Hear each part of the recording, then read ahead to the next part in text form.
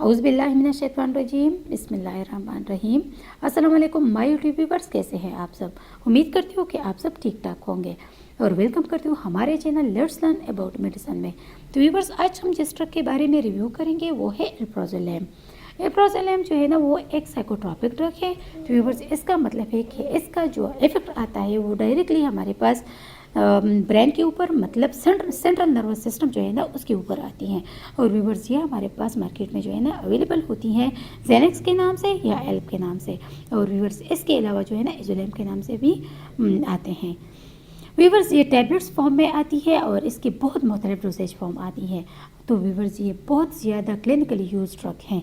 अच्छा व्यूअर्स, अगर हम इसके डोसेज के बारे में बात करें तो अगर हम टैबलेट्स के हवाले से बात करते हैं तो 0.25 mg, 0.5 mg, 1 mg and 2 mg जो है ना वो अवेलेबल है।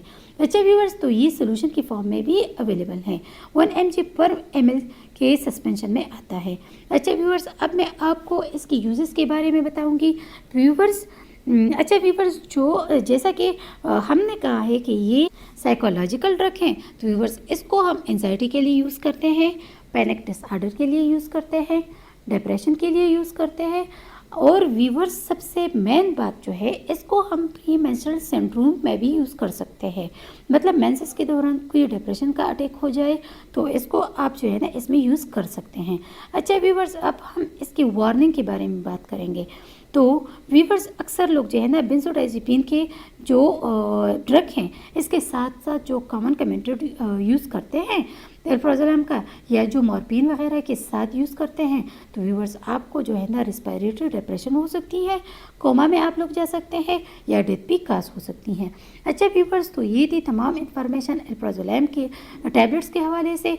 अगर व्यूअर्स वीडियो पसंद आई है तो वीडियो को लाइक कीजिएगा, शेयर कीजिएगा, और अगर चैनल को सब्सक्राइब नहीं किया है तो हमारे channel let's learn about medicine को ज़रूर सब्सक्राइब कीजिएगा।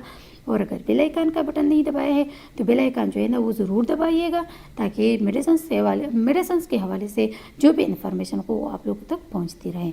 थैंक यू व्यूअर्स, अल्लाह हाफिज़।